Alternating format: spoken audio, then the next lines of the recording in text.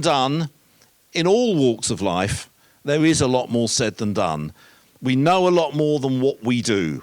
So the idea of these 4 weeks, this Enquirers group that we're going to be doing together, is that it's going to get a bit practical. I know I should have led with this spoiler alert.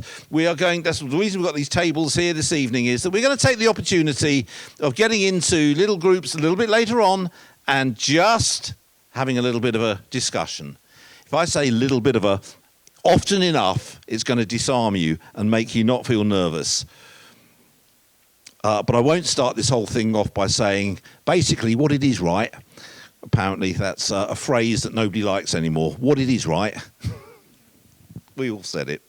Okay, so this is about, as I say, about the Christian faith. And so a great place to start would be in asking the question, because there are going to be 4 questions over these 4 weeks, 4 very basic questions. Start by asking the question, who is Jesus? Who is Jesus? Who did he claim to be? Who actually is he? Who is Jesus? And next week we're going to be looking at what did Jesus teach? The 3rd week we're going to be looking at why did he die, and can you prove that he rose again from the dead, and so what anyway? Okay, that's a lot of questions, but it's all around one question. And the 4th week is, so what? So what? What does that mean for me? Back to week 1. Who is Jesus? Who is Jesus? And just before we get into that, let me just say, as I've said many, many times over many, many years in this church, around the world, to more people than want to hear it, there is a great deal of difference between religion and Christianity. The two are not the same. In many ways, the two could not be more different. Yes, of course, if someone says on a form, what's your religion? You put down, actually, you probably put down C of E or something like that, but Christianity. So the two words get mixed up, but the two are very different. The two things. And the reason I mention this is because a lot of people look at religion and reject Christianity, thinking the two are the same. They're not. So how do we look at the difference very briefly? Well, the difference could be summed up like this. You could spell religion D-O. D-O. It's what you do. It's what you've got to do to appease a God who is basically mad at you for some reason, some unknown reason that religion doesn't really specify. But whatever that reason is, he's not happy. So do more stuff to make yourself okay with God. Turn up more. Read more. Serve more. Give more. Actually, as I'm saying those, all those things sound wonderful, but actually they don't appease a God who isn't angry at you at all. Religion is spelt D-O. It's what you've got to do. You know the question that nobody ever really asks about that? How much have you got to do for it to be enough? At what point do you say, made it? Most people who are on the D-O conveyor belt are saying, well, I hope I've done enough to get to heaven. I hope I've done enough for God to be okay with me. There's never a point at which you say, that's the line, I've done enough. D-O. On the other hand, you could spell Christianity D-O-N-E. It's done. It's what's already been done for us. It's recognizing that you're never going to do enough. So something has to be done for us. D-O-N-E. And Christianity, which is spelled D-O-N-E, it's not fundamentally about a list of do's and mainly don'ts, but about a relationship. God has acted to form a relationship with us, and through that relationship, real transformation can occur. So, how could we sum this up? How can we talk about this? And if anybody asks you, what might you say? I like this picture. Got into a bit of trouble as I was teaching this morning at Westgate Church. People wanted to add bits into it. Don't add bits into this, all right? When Jesus told parables, people didn't come up to him and say, do you know what would sound better? They didn't say that. Somebody said to me this morning, you know what, you're going to have to work on that one a bit. I've been working on it for 35 years. Here it is. Right. Here you are going about your private everyday lives, personal everyday lives, just not minding your own business and so on. And you hear the news, disaster. There's about to be a bomb dropped on the UK. It's a nuclear bomb. All life is going to be obliterated. Don't panic. Well, do panic, actually. This is not good news. You need to leave. You need to leave the UK. This is not going to go well for you if you stay with this nuclear bomb being dropped. Okay, so in this fictional scenario, two things are true in this fiction. Number one, there were no aeroplanes for you to jet off on. And number two, in this fictional story, the United States of America is the place of safety for you to go. No, it's fiction. So, bearing those two things in mind, those two caveats in mind, you think, well, I've got to get out of here. What am I going to do? So you start doing what actually everybody else starts doing. You start walking. You start walking towards the west coast of the United Kingdom. Okay, you're walking there. As you near the coastline, you see vast crowds of people on the water's edge, the coastline. And as you get a bit closer, you look at it and you realise there are people in the water, and they're swimming about, and there are groupings, there are crowds of people around those people. And they're watching those people, and you realise these people in the water, they're swimming instructors. Now, they're all doing their own thing. They've all got their own method of swimming, right? But they're all saying the same thing. They're saying, look, follow my instruction, follow my method for swimming, and you'll be fine. You can swim. I'll teach you to swim better than anybody else. In fact, all these other swimming instructors can't cut it. I'm the one who's got the inside track on swimming. Learn from me, you'll be fine. You can swim. As you're watching all of this, you raise your gaze a bit. You see on the horizon a boat appear. And the boat comes in towards land, and it stops just offshore. You notice there's somebody at the wheel of this boat, and you notice that they are surveying the crowds on the shoreline. They're surveying the different swimming instructors in the water and the people who are following them and learning to swim. And then he looks at the crowd, and he looks at you in the crowd as well, and he says this. He says, "Don't be ridiculous. We're talking about the Atlantic Ocean here. Doesn't matter how well you can swim. You're not going to make it. You're not going to make it out of the harbour, for goodness sake. You're certainly not going to make it across the Atlantic to that place of safety." He said, "Look, why don't you get in my boat? I've just come from there. My boat is seaworthy. I know the route. I can take you there. Will you get in my boat? Trust me and get in my boat." Now, of course, you've got like three choices at this point. Number one is to say, as somebody boldly said this morning in my church in Westgate, "I'm going nowhere." Okay, that's fine. That is absolutely fine. They amended their decision at the end of the talk to, "I'm going to get in the boat." But You can stay put. You can stay in good old Blighty. That's all right. And the nuclear bomb will come and it will obliterate you. You will die. Or you could say, you know what? I think I could swim, to be honest, to be fair. I'm pretty fit. They look like they know what they're doing. I could do this. Once you've started, it's just inertia will take you. Muscle memory will kick in. I could do this. I could do this. You know, I once signed up for the London Marathon. It was ridiculous. It was in the days where they didn't do any background BMI checks on you.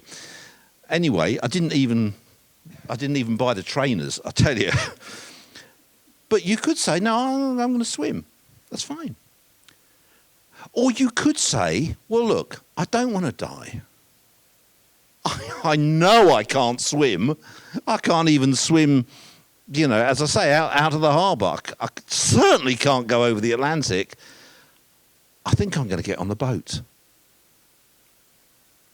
And of course, this is a picture that sums up the difference between Christianity and religion, because religions individually and religion in general is about learning to swim. There are lots of different swimming techniques. There are lots of different religions, and a lot of them actually offer some good stuff.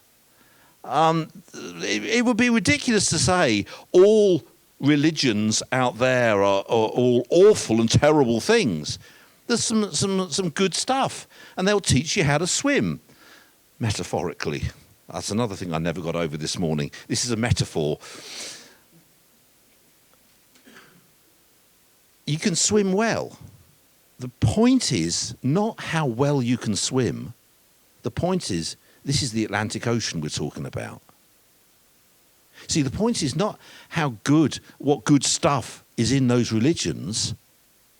The point is they don't deliver the one thing you really need, which is to get to heaven, which is the other side of the Atlantic. So those swimming instructors are other religions, or those swimming techniques are other religions. Of course, the person in the boat is Jesus. And the most important thing that the person in the boat says is this: will you get in my boat? So I'm thrilled that over the many years at Kingfisher, many people talk about, I got in the boat. It's the most important decision anybody can ever make. Will you get in the boat? How do you get in the boat? Well, that's week 4. Don't die. That's week 4. But for now, I just want to start off by saying, that is the difference between Christianity and religion. Religion is D.O. What you've got to do, you've got to swim for all you're worth and then swim the other 300 miles or whatever it is. I have no idea what it is. Christianity, D-O-N-E, what's been done for you and for me. God sent a boat.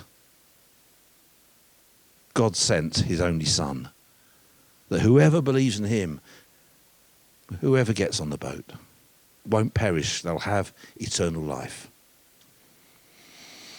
So the one question you might want to ask coming out of that, ladies and gentlemen, is, but does this bloke in the boat actually know what he's doing? I mean, he could have just pinched the boat. He could be this could be his first go in a boat. If I want to get in his boat, I want to know he knows what he's doing. All right? I think that's a fair question.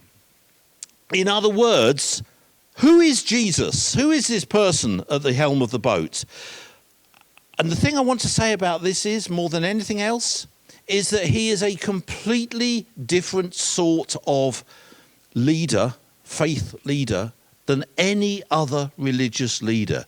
It's not a case of, is he a better teacher than, I don't know, I've started a list that I can't even put a name to, Muhammad. Did he, is he part of the Bible? Is it a better constructed book than the the Sikh scriptures and so on. It's not about that. It's not about, is he better than? He's completely different. And here's why he's completely different. Number one, because all of his teaching really centered on himself. It focused on himself. When he came saying the kingdom of heaven is at hand, what he's actually saying is the king is right here. Hello? His teaching was self-centered. It pointed towards himself. So some examples of that would be when he said, I am the bread of life. He said, I am the light of the world. He said, I am the resurrection and the life. I am the way, the truth, and the life. Come to me, all you who labor and are heavy laden, and I will give you rest. It's all about me, he was saying. Now, Buddha pointed away from himself so that his followers wouldn't be distracted in their search for release from earthly sensations and pleasures. He said, don't focus on me. Muhammad also pointed away from himself. Very little is said in the Quran about Muhammad. Far more is said in the Quran, by the by, about Isa Masih, Jesus. And Muhammad always insisted he was just a man without any supernatural powers or anything like that. He pointed away from himself. So, quite clearly, Jesus is a different sort of leader. Because whereas everybody else points away from themselves, he points to himself. He made some stunning claims as well that no other sane religious leader made. So he associated himself intimately with God as his Father. He said, look, I and the Father are one. I am in the Father. The Father is in me. All things have been delivered to me. What he's saying is, if you've seen me, you've seen the Father. No one can get to the Father except through me. He made some great claims. And he made claims to have a unique relationship with God. For example, so Jesus is walking along one day with a crowd of people around him, and he's teaching, and the Jewish leaders were all up in arms, and they were saying, who are you to lecture us? We've got Abraham as our father, so there, in Hebrew. And Jesus' response, I'll tell you the truth. Before Abraham was born, I am. Why was that so significant? Well, Abraham had been around 1400 years before this, before this, so Jesus isn't that old. So what's all that about? And B, because he used the name of God. If you go back to Moses, burning bush Moses, the burning bush speaks, or the voice speaks out of the bush and tells Moses to go and release the captives in Egypt and take them into the promised land. And Moses thinks, they'll not believe me. Well, at least tell me who you are. So if they say, well, you know, who gave you this gig, I can at least give a name. Who are you?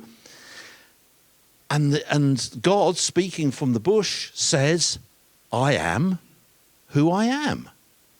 I am Yahweh. And so Jesus is saying, not only did I pre-exist Abraham, he's saying, and also I am.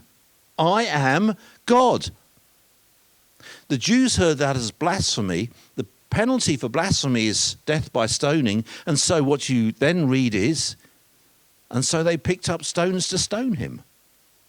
He's claiming, I am actually God.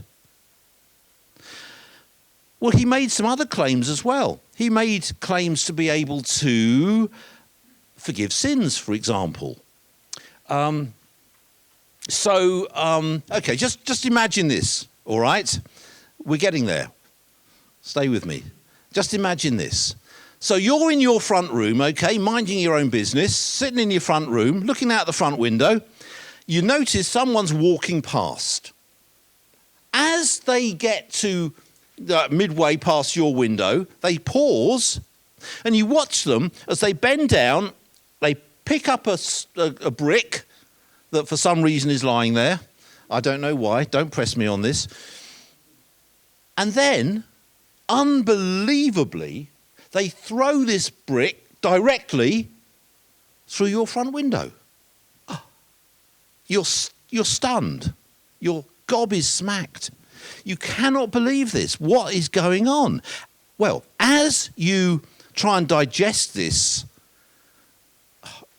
situation, you hear your next door neighbour unbelievably open their front window, which is still intact, thank you very much, lean out and say to that person who for some unknown reason is still standing there, don't push me on that, say to them, that's okay, I forgive you, off you go. And you're understandably thinking, just a cotton-picking minute, it's my window. My window has just had a brick thrown through it, and my neighbour is saying it doesn't matter. I think it does. But whether it does or not is down to me. It's going to be me that says whether or not I forgive them or call the police or whatever. It's my window. Okay, hold that thought for a minute. Right, just keep that thought in mind, freeze frame. So, back in Jesus' day, he arrives at this place, particular place. Don't push me on that, it's somewhere. And he's in town, he's going to be doing some teaching. He's got a reputation for healing, big crowd. So he goes into this house, sits down, starts to teach. A lot of people around him.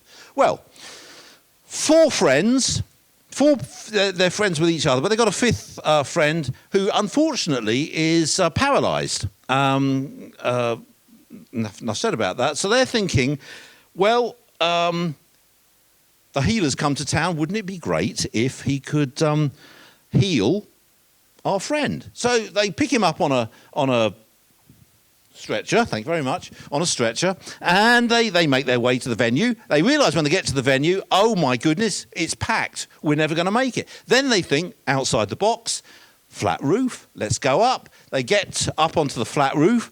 X marks the spot. I reckon just down there, it's the top of Jesus' head.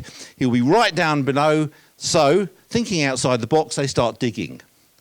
And so they dig their way through the roof. Jesus is feeling bits of plaster falling down around him. He's thinking, what's occurring? And looks up, and then he sees this stretcher being lowered down through the hole right there. And there's this paralysed man lying on it. And Jesus then says, well, what do you want? And the paralysed man is thinking, I want a speedboat. What do you think I want? I want to be healed. So Jesus then says, your sins are forgiven. Go your way. Go on your way. And the Jews are thinking at this point, hold on a minute. It wasn't his window that this bloke threw the brick through. The sin is against God. He's like the next door neighbour that's leant out the window and said, that's okay, off you go, you're forgiven. How dare he forgive sins? Who can forgive sins but God? And Jesus hears all this rumbling and mumbling going on, and he says, yeah, that's a good point. You're right. So, just to prove that I have authority to forgive sins, I tell you, get up, take your mat, and walk. And this man, in front of all of these witnesses, gets up, takes his mat, and walks. Why could he do that? Because Jesus has authority to forgive sins. Why does he have authority? Because he's claiming and showing that he's God. So he makes these claims. Don't know if there's anything more there. Click something and see what happens. Oh, yeah, he says he can bestow life in all its fullness. He claimed to teach the truth with authority. He claimed to be the judge of the world. And all of these claims make him stand out as a completely unique leader of a faith. Then he had his dramatized claims. Oh, yes, good, thank you. His dramatized claims. John the Baptist had been saying, the one that comes after me is greater than me. I'm not even worthy to unbuckle his shoes and so on. Jesus came after him.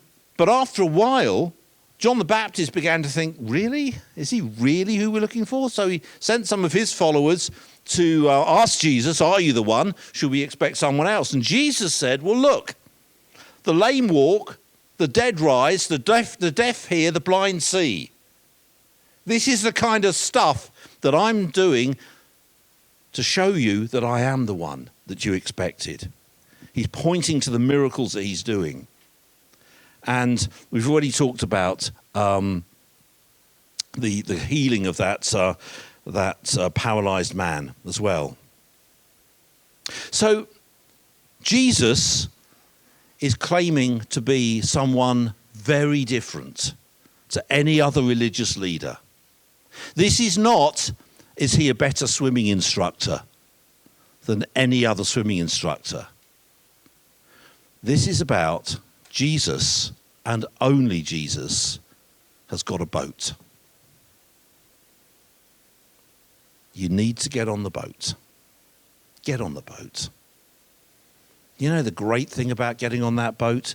It's not a luxury cruiser where you have your meals brought to you by staff and all of that. This boat is a boat where we begin to learn to be sailors, where we begin together to become the people that we're supposed to be as we're making that journey over to the other side of the Atlantic Ocean. This is an adventure that we're set on. You cannot be thrown overboard. You cannot be made to walk the plank. Once you're on the boat, you're always on the boat. And once you're on the boat, you'll never regret being on the boat. Be on the boat. Be on the boat. You cannot swim the Atlantic. You cannot survive the nuclear bomb that's coming. Be on the boat. And so we're left, as we think about who is Jesus, we're left with three possible conclusions. Only three. Number one, that he is a deluded lunatic. He really thought that he was this great Messiah figure, God himself, and that, he'd rise from the dead and so on. He thought that, but he's just deluded. Number two, he was an evil blasphemer. He actually was just on a power trip. He just fancied having lots of people worship him. He liked the power. He was an evil blasphemer. Or number three, he's God. He is who he says he is. He really can get all the people who are on the boat over to the other side, which actually represents heaven, an eternity in heaven. Deciding on which of those three alternatives is the real one is probably, definitely, the most crucial decision we shall ever make. And as we decide that, we need to make that decision. Am I on the boat?